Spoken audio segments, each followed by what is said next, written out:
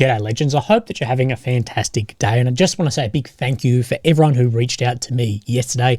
I do really appreciate it. Now, we do have a fair bit to go over today. We're going to look at some new strikes and some new territories made and advancements on the front line with geolocated footage. We're going to look at America talking about the strikes we've seen back into Russia against economic facilities, oil facilities, gas, things like this. Going to look at some aircraft. We're going to talk about more strikes on Zaporizhzhia nuclear power plant. As well, we're going to talk about conscription and some new laws and some things that have been ignored in conscription and some expansion on what then I spoke about yesterday. But where I want to start is I want to start talking about Chasiv Yar and the change we've actually seen down here in the air movement. So, of course, we're talking in Bakhmut region here. Let me zoom back out. So, of course, this is Ukraine, the capital of Kiev up here. Then we have the red areas occupied since 22 and the purple since 2014. We come in. We're all very familiar with Bakhmut and then Chasiv Yar. Of course, this is the area where Russia is pushing and that they are making some ground. We go between the last couple of days, although not showing too much change just in the last 24 hours. But Chasiv Yar here, we know Ukraine has a big problem with air defense currently. There's no official who's shy on saying that they need more. We have had this then footage come out from Chasiv Yar of two Su-25 aircraft here. These are Russian aircraft flying unimpeded through these areas. Now, these are not bombs being dropped. These are flares for if there was anything coming from surface to air to hit them, or air to air. But basically just flying around there and conducting close air support. Now, what this means, what this tells us, is there is limited to no air defense, whether from an air defense system, from a SPAG, from manpads, and this is a really bad sign. We talked about this with some footage I showed you the other day, that this may be the case, and it seems that we actually are correct. Now, what is close air support? Well, this is air support from a plane, a helicopter, anything like this, in support of troop movements, infantry, armor on the ground. And aircraft like this aircraft, you'll be most familiar with the A-10 Warthog out of America. This and the Su-25, they're very similar aircraft, and these work in that anti-armor, anti-personnel role for support then on the ground. And you can see how deadly these aircraft are. Just look at the numerous valiant stories of A-10 saving troops in Afghanistan and the effect on target that they had.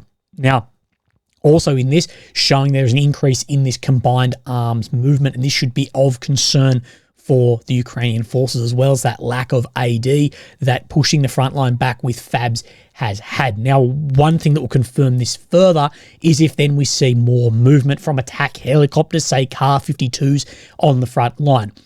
Kar-52s, these are far more vulnerable, or helicopters in general, they're far more vulnerable to AD, or air defense, for very obvious reasons, but the characteristics of these helicopters provide far better support to infantry and armor movement on the ground if there isn't that massive threat of air defense. So if we see them rock up, it's more evidence that there's massive problems with this on the front line. We know there's huge air defense problems, and in this area, seeing these planes flying around like this, we haven't seen this for a while. What we saw previous to the Su-25s was firing unguided munitions from well behind the line, but now we're seeing that in close air support role.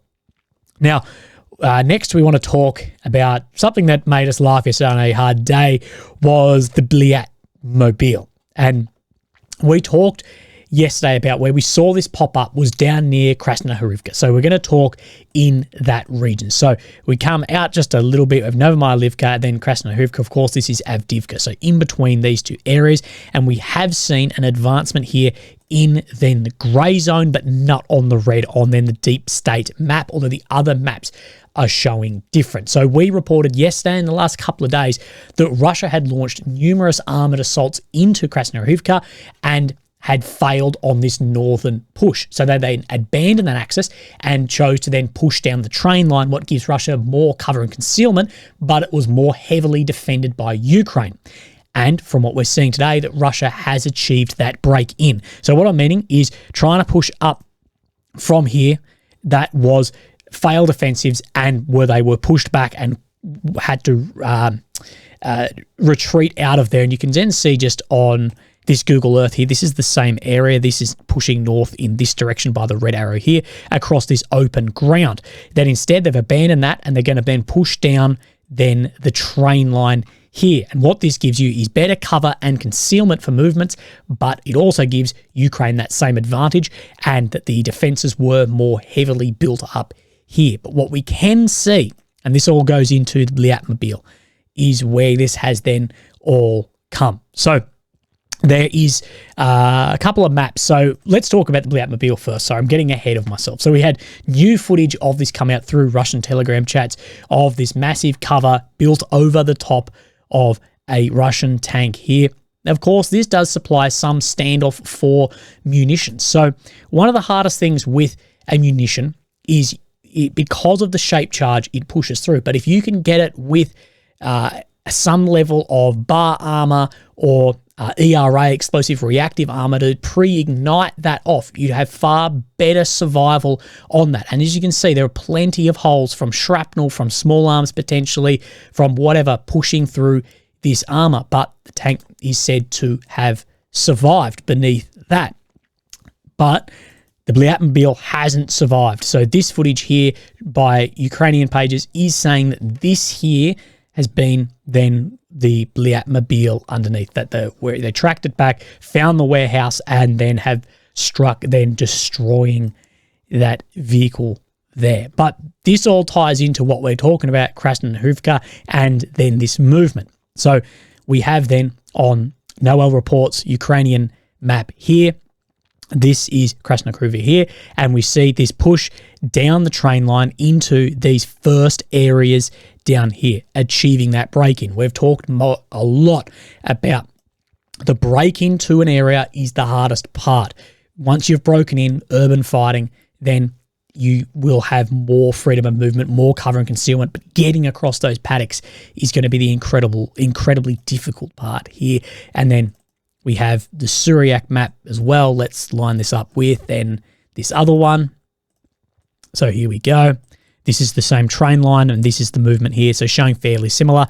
So we have a video I'll show as well. Following armoured assault, Russian army broke Ukrainian defences along the railway and entered the southeastern farms of Krasnohorivka and the first buildings of Volatina Street. Meanwhile, in the southern axis, the situation is more confused after Russian troops reached Hiroshima Avenue, deployed soldiers and withdrew to original positions. So up in the south here on that northerly push. Now, in this footage, we do see the Batmobile as well, but you can line up, and I'll show you just on the Syriac map of this. So we do see these armoured movement break-ins here, and this is, I'll show you in a little bit, you can see these row of trees down here, that is where then the train line runs through here and where those movements has been made, and this first break-in up here. This is very important for this area pushing back and getting more axes.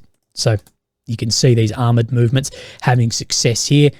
So that's more of where these areas are, as well as further on in this footage, that's where we then see the infamous footage of the Batmobile coming from that south northern push and then being pushed back.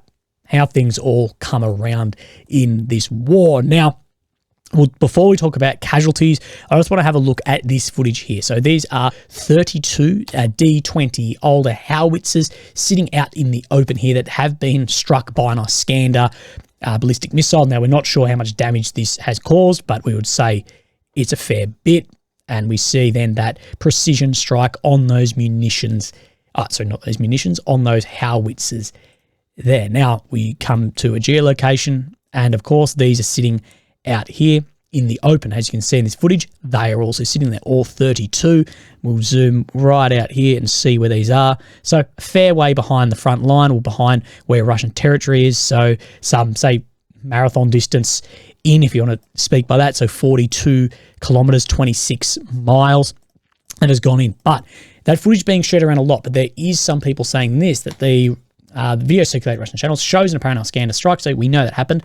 The depicted artillery has been stationary since 2017 and unusable since the start of the war, despite shortages suggesting they may be unusable. So if these were usable, they would have been being used. So there's some debate online whether this is unusable scrap metal or they were there undergoing modernization, both of which could be a reality and both of which could be partially true. But we can see those Iskanders behind the line are having more and more success from what we have seen. So I want to expand on what I spoke about yesterday in regards to the future of this war, as well as voting in Ukraine. Now, we know that under martial law, President Zelensky does not have to hold elections. Now, I believe this is two-pronged. Firstly, yes, he doesn't have to hold them.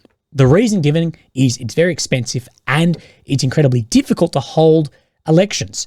To have a democratic vote with territories that are occupied, and you have millions of Ukrainians outside the country and hundreds of thousands then on the front line. The second prong in this is many believe that Zelensky would actually lose if they ran an election today. Now, we spoke about in our video yesterday that many feel as if they're not being represented and feel that their rights have been stripped, with men not being allowed to leave the country and being called up to be conscripted. And of course, we see Zelensky has shot down a bill to demobilise after 18 months on the front line or 3 years of duty.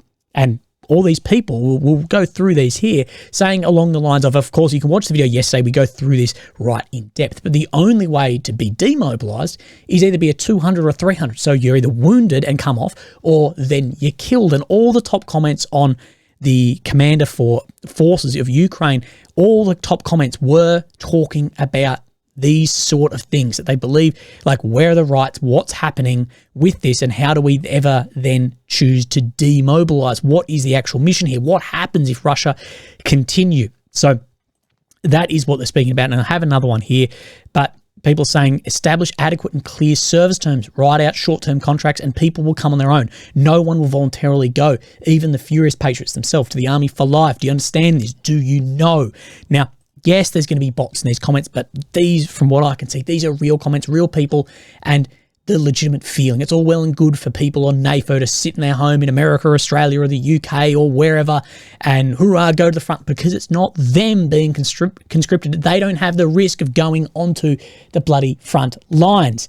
Now, we have a lot has come about the mobilisation or demobilisation today as well. This has come out from Ukraine Rada too. Now, what this has done has excluded demobilisation and rotation as well. So the draft law of Ukraine's amendment to certain legislative acts regarding certain issues of military service. So this has all gone through today. But in here, taking into account above, it is proposed to regulate the issue of grounds for dismissal of military service. So you're dismissed, you're then demobilised, as well as the introduction of rotation of military fighters in the legislative in considering in another level separately. So what has gone through today, the changing of laws, the looking to call up more guys, has excluded demobilisation and rotation of guys off the front line, all of which are not good signs for what is happening at the front when we see that the attitude where the government's needing people and people wanting to volunteer or not or be conscripted and morale, this is causing a huge issue, further exacerbating then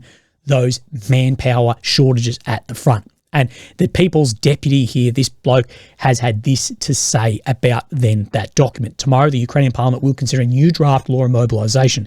Today, the Committee on National Security and Defence has completely removed the regulations on the terms of demobilisation. The Prime Minister announced that the draft law on rotations and demobilisation will be developed separately. So different from where then the draft laws are coming from, which we don't know where this will go.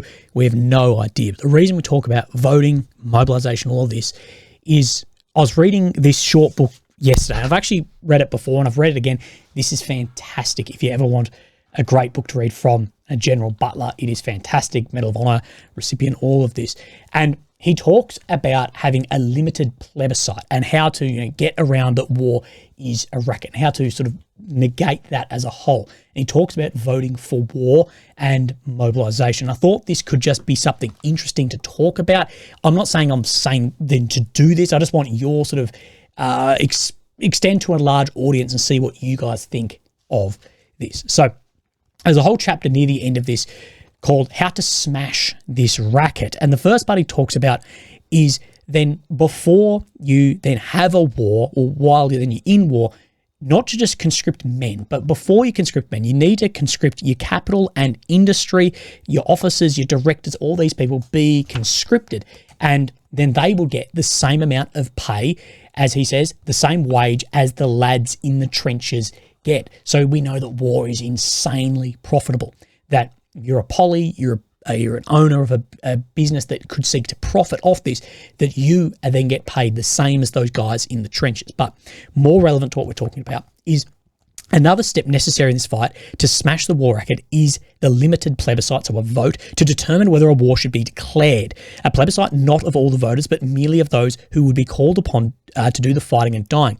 There wouldn't be much sense in having a 76-year-old president of a munitions factory, or the flat-footed head of an international banking firm, or the cross-eyed manager of a uniform manufacturer plant, all of whom visions of tremendous profits in the event of war, voting on whether the nation should go to war or not. They never would be called upon to shoulder arms, to sleep in a trench, and to be shot.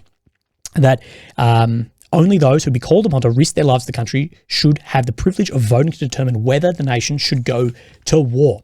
There's a simple precedent for restricting voting to those affected. And what he speaks about is with conscription, with these, that it should be the same people who are going to be conscripted, have a limited plebiscite, have that vote of whether it to be happening or the continuation of what is happening. Now, I know this goes against democratic values and other values, but it is a lot more doable than a whole vote of occupied other territories is for mobilisation, for continuation, whatever. Is it doable to speak to those who are actually going to be called up, between 18 and 60-year-old men who can't leave, whose rights have been taken away, a lot against the constitutions, and we know there's a lot of change in those laws, that they have more of a say in it. Now, I haven't thought about this. It'll take me a few days to sort of come to an answer on what I actually think about this, but I just wanted to present it to you guys as an idea and see what you thought of this, as it does seem more doable, and the cause and effect of the people voting versus what is happening. That, yeah, especially with mobilisation like this and people feeling like their rights have been stripped away. And I'll post those in the Telegram if you'd like to actually have a look at those in greater length. And as you know, I'm not a supporter of conscription as a whole, that the environment should be set up for people to want to volunteer and fight. And obviously, with manpower shortages, while there's still men to fight, we're seeing that that environment has not been set up and they're not feeling in line with that. Therefore, you're having to forcibly conscript people. So again, for the third day in a row, there has been drone strikes on the Zap nuclear power plant, the largest nuclear power plant in Europe, sitting down here, of course, on the left bank of the Dnipro River in here. Now, the IAEA, who won't say whose drone it is, but informed, and it's not their place, I guess, to say, of a drone attack on the NPP training centre adjacent to the site. They're not on it, but the reported explosion consistent with IAEA's team's observations. No direct threat to nuclear safety at this time. Latest incident underlines extremely serious situation. So 3 strikes, well, multiple strikes, but on 3 days, every day against that facility there. And of course, everyone is pointing fingers at everyone else. And I won't insult your intelligence to leave it up to who you think did it. Now, Lloyd Austin has caused quite a stir. Now, Lloyd Austin is incredibly pro-Ukraine. That's probably where you need to come from as this if you're attacking him, but advises Ukraine to attack other targets instead of oil refineries. He's the US Secretary of Defense, that saying those attacks could have a knock-on effect in terms of the global energy situation. So, of course, striking oil, gas refineries, things like that in Russia. Ukraine is better served in going after tactical and operational targets that can directly influence the current fight. So it should be going after military targets, I guess, rather than dual-use targets. But I can see why Ukraine's going after these, because Russia is directly funding this war off those businesses. They are a legitimate target. They're a dual-use military civil target. You can hit those just like Russia can hit things like energy stations, power, things like this. They are a dual-use target under belligerent acts of war laws. But the statement was immediately criticised by Republican Senator Tom Cotton.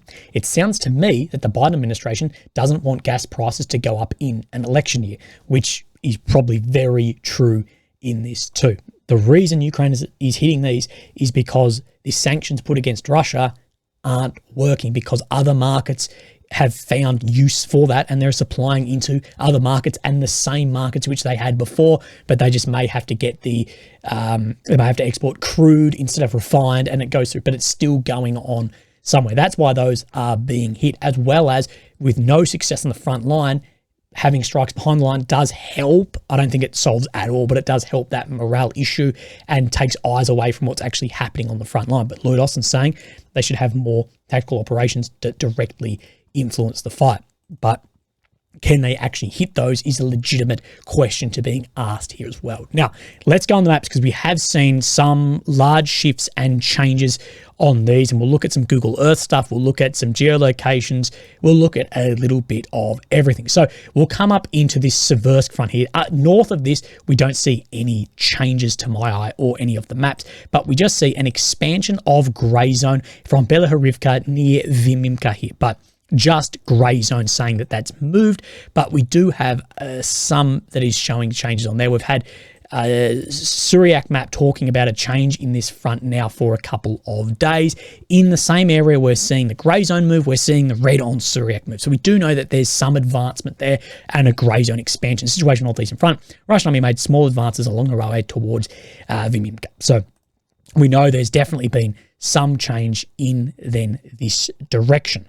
Now, where should we go to next? Well, we'll just head south and we will then come down into Bakhmut. Now, I showed you Bakhmut on this and showed you that there wasn't any real change on this map from the 8th. We see then this 9th movement that we would have spoken about yesterday, but no change up till today. But we do have some map updates in here from both Noel reports and Suryak. So let's look at Noel's first. Now, this is Ivanovsky here, and this lines up with the movement we're seeing further down. Now, to line this up is difficult of where this is sitting, but I do say that this is on the NOAA reports actually back from where then the deep state MOD map is showing this advancement just here. But all in all, it's still fairly similar to where that is then showing. We'll leave that one up, and then we will bring up then this Bakhmut one as well here of Suryak, which is showing advancement in the same general area, maybe just to the south a bit. But again,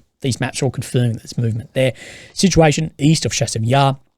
Russian army began advancing in the southern part of Stepno, this botanical reserve, taking control over some of the Ukrainian trenches there. So moving on these trenches out from Ivanovsky. Of course, this is Chasiv Yar up here. And we have spoken at length about this supply routes through here, as well as then flanking fire into Chasiv Yar. And of course, we looked at where then the close air support was also happening as well. So firstly, we'll go down into then the Avdiivka front, as there has been some major shifts in here, both out to the north towards Keramik. Now, if you remember, I don't have a map showing this today, but we saw Suryak maps, I want to say 48 hours ago, maybe 72, showing advancement out from Krasnohorivka here, Krasnohorivka Mark II, towards Keramik here, and then this map is now showing that movement. And then we have this Tonenki Sverne or Mutsk front showing then a large amount of movement up to here, which isn't surprising, as we have seen some geolocated footage in and around this area and other maps showing that Russia is a lot closer to Ulmansk than this map showed for a long time. So let's have a look at, we'll talk about Pervomayski in a second. So we have then this map here. Now, this is showing similar, but more so in some areas. So this is Ulmansk here, that where we can see this paddock by these two tree lines. This is this tree line and this tree line, that's showing that basically that this area in here has been filled in. That is what then NOAA reports map, so pro-Ukraine map, is basically saying that down in through here, somewhat has been filled in, is under Russian control, at least more so in this area here. So that's that change there. And then we'll look at then Suryak update here. And this is just south of that direction. So let's line up where Ulmansk is this dot up here. These two, line this up better for you. Where these two then reservoirs are, that there is a push out in the center here and more control. So just to the south of where then the NOAA reports map was. So you can see where this funny shaped sort of seat looking paddock is, that's here. And that this area has been filled in more so as well. So if we were to take all these maps into account of one another and say that they are, you know, saying the right thing, it's somewhat like this in here. Somewhat. Maybe I've just gone a little bit too far on that. Maybe there. But it's, yeah. So there are some large changes seen differently between then these maps. We know that Russia is on the advancement in many different areas of the front line. Now, the big news of the day, and I'm guessing this is going to be in then the, what's it called, thumbnail here with some stupid photo of myself, is this Pervomayski. Now, Pervomayski has come under complete Russian control here. We've seen this inching forward out from Verdani. This is still Verdani out here, and then inching through Pervomayski. This fight has been on basically since the beginning of the war, and we have more updates. We have the MOD update I just showed you, as well as this movement in here. We'll try and line this up. It is looking fairly similar, as well as we have a geolocated video to just here of a Russian flag being hung. So we'll show you that footage. So this is the Russian flag here. And then we zoom out. You can just see the complete destruction of this. This is what rolling artillery, armoured fighting for months and months and months does. You can see where this has been geolocated off the reservoir here, as well as the complete destruction here as well. Just everything's on fire, everything's smoky, and then that's where these flag has been then raised. So that is another area that has then come under Russian control. And then we have the Syriac map update here. Now this is showing similar, but maybe just in the north here, a little bit more Russian control, which we did see then those Russian infantry troops hit just out in this area. So I tend to think that this Syriac map is more correct just in this part here, but it's still very close to one another. That the Russian army took full control of the locality of Pervomayski after 18 months of combat. So there are areas that have held for a year and a half or over that are now falling. And a lot of people are saying, could this speed up what is happening in other areas then falling? Now, Krasnohorivka, we then spoke about that movement there. Let's have a look in Novomayalivka. We see just to the south of here, Russian advancement on this same area there. We have seen a lot on this map of, I guess, almost catch-ups on areas of what has come under control or not. And I'm forgetting, but no, nothing down in the south. I thought I was forgetting an area. Let me just have a quick look. Don't believe so. I think we've got just about everything we've talked on this movement into Krasnohorivka, so we'll see potentially advancement there. But let me know what you think about having limited voting plebiscites with those who will be called up to see what happens. As I was reading it, I thought I just want to bring this up with my audience and see. I'm not saying that they should do that, but I'm saying if the way people are feeling and they're not happy about what's happening, I think that is a really fair thing to do in some cases, although I know it goes against some of other bits and pieces. But if you're sitting out in Switzerland, having a job, having a complete other life, whatever, why should you have a say in someone who's 20, who can't leave the country legally, who has to be called up, who has no rights for demobilisation or rotation? Who is that person have a say on what this person should do? And that was my big problem when that US senator or speaker, whoever it was, had every Ukrainian man should be fighting. I'm like, well, you fucking sign up. Like, who the fuck are you to say that? Anyway, probably getting ahead of myself. I hope what I was trying to get across made sense. But legends, thank you for all your love and support. If you'd like to support me, there's links down below, but never ever feel obliged. Look after yourselves, and I'll speak to you very soon. Thank you. Bye-bye.